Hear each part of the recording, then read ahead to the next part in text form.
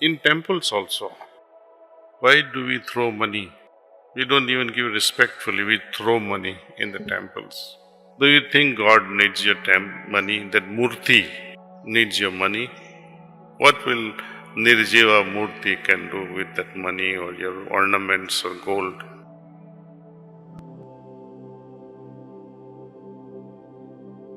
In religion, what we say, God is there, is everywhere. My God is better than your God. The worship I do of my goddess is better than your worship of your goddess. We divide individuals, we divide families, we divide nations, communities based on religion. Spirituality is all about experience, it's all about love. It unites communities, nations. Many citizens can come under one roof and approach spirituality with love. Terrorists have unity. That when tamasic people, terrorists can have unity, why not sattvic? But sattvic people are too proud of their sattvikta. So that is religion, groupism. Spirituality must unite us. Common experience that we dwell in love, we breathe love, we exhale love. We absorb and we ooze it. So spirituality is a lot better because it has experience. The knowledge that God is there is okay, but experience, once it starts backing this knowledge, it becomes substantial. It becomes worthwhile. When I say God is there, it's belief. But when I say with conviction, with experience, backing my knowledge, God is there, then it has a different meaning to it. So experience is great. Every day when we meditate and one experience is better than the other experience, then what happens? Experience at some point will lose its importance. And this is very welcome.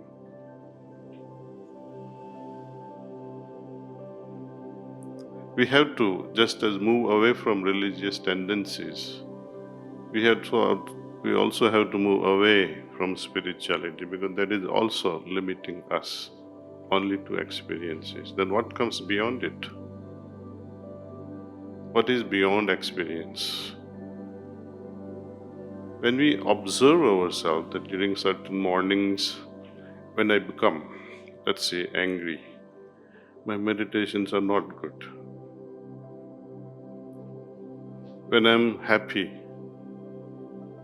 when I'm more compassionate, when everything is good, peaceful in my heart, that time my meditations are great.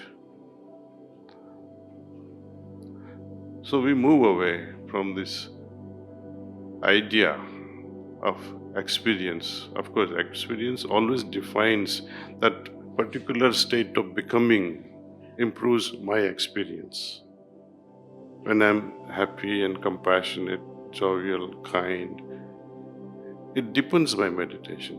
Per contra, when I'm angry, irritable, just because chai was not hot enough or there was too much of sugar, and then you meditate, it will not be as good. So becoming takes over.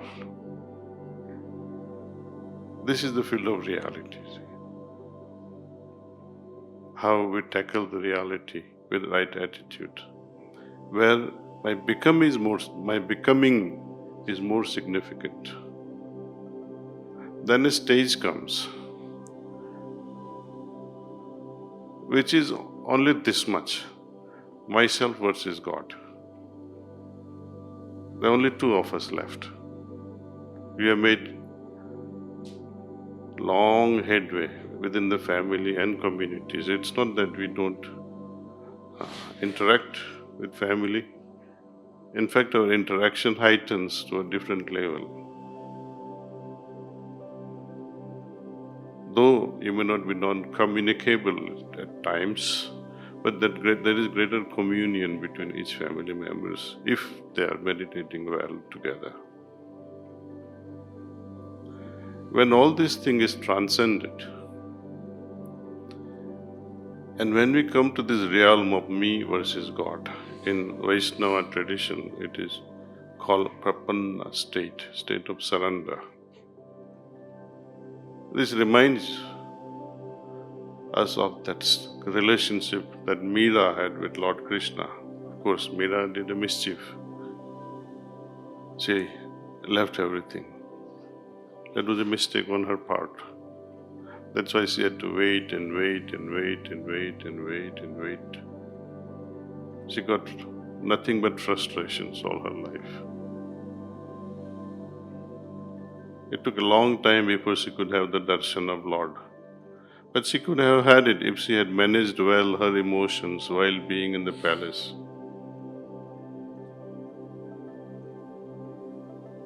It's only about me versus him at that stage.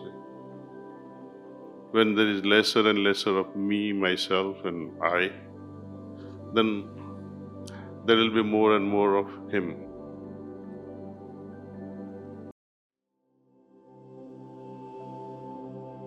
How to love an invisible entity.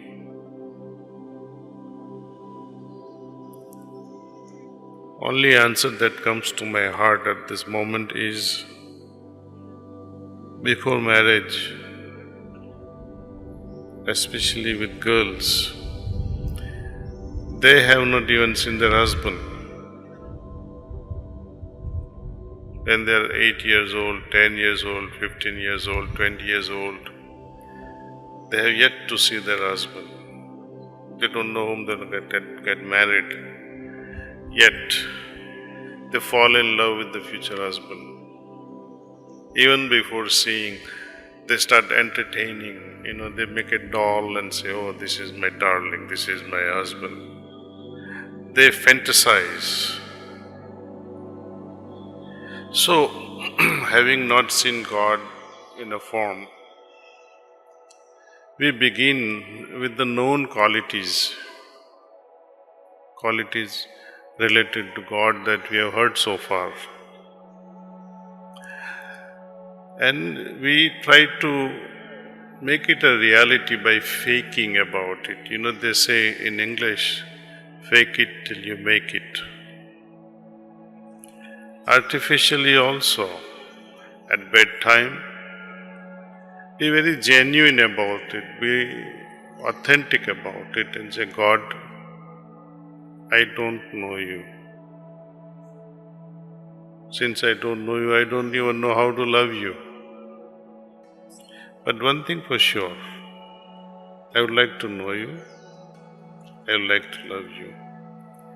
And whatsoever experience you'd like to bestow upon me, I am prepared. And if possible, present such an attitude full of prayers and shed 2 or 3 tears from your eyes and say, God, I really, really like to feel your presence. And I would like to remain connected with your essence and see what happens. It is not about reaction of God actually. Love aspect or even complaining aspect or disliking God. It is not about how God will respond. It is all about how our heart melts in the whole process. That melting itself is a great response. Surrendering also. Do you think that when you surrender to God, as Lord Krishna says, Sarve dharman parityajya mamekam saranam braja. When we completely abide with Saranagati, do you think God will also match that Saranagati? He doesn't have to. Without His love, we would not have been even existing. So the question of responding from His side does not arise at all. It is how we respond True is already given love to us. How we melt our heart, how we take Saranagati. It is the act of Saranagati to the entire existence, not only to God. Meaning total acceptance of whatsoever may happen in our life. Be grateful to God and say, thank you, my Lord. Thank you for having created these circumstances. Most of us, they crave for the happiness in the future. Nothing wrong with it. If you had some level of happiness or joy or luxury in the past, let us see if it was X. We always seem to expect incremental. X means sometime, oh, let it be 2x, let it be 3x, let it be 10x. But the wiser people have always reflected on the past. What has made them? If you really want to transform your life for good, see how you have changed in the past, what circumstances were there that prompted you to change your life, your lookout on life, and what you became out of those circumstances. That does not mean that we should pray for miseries and troubles, because they are the only thing that really makes us. But whatsoever come our way, take it and see how you thrive and how you mutate and how you transform your life around those circumstances without fighting. Fighting against a circumstance is never going to help us. In fact, if we fight, we'll keep fighting and not learn anything out of that circumstance. Observe, see what happens as a result of these new circumstances, which may not be so palatable. All these questions of transformation and God's response are around only this: if I love, how much love will I get in return from God? We are always transacting. We donate 10 rupees or 10,000 rupees or 10 crores, and we expect much greater. This transaction must be avoided because it only shows your greed and nothing else. In temples also, why do we throw money? We don't even give respectfully, we throw money in the temples. Do you think God needs your money? That Murti needs your money? What will Nirjiva Murti can do with that money or your ornaments or gold? Nothing whatsoever. But the very act of sharing all that money as well as your ornaments, do you think God will receive in the heavens or wherever He is? If He has a form, He will use it. He doesn't have a form. Who uses all the money that you give and ornaments you throw in temples? Think over it. It goes to the trustees,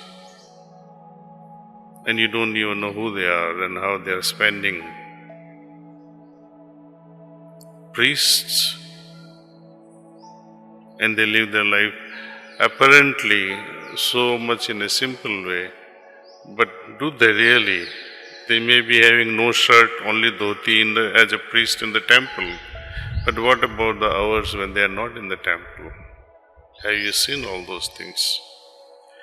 So let's not have any transaction with our worshipable gods and goddesses. Best is to adore, revere, and make that divine life. Instead of moving towards such places, make your life divine. Make your shariram, your body, as a tirtham for God. Then you don't have to run from one tirtha to another tirtha, because you are yourself an noble tirtham.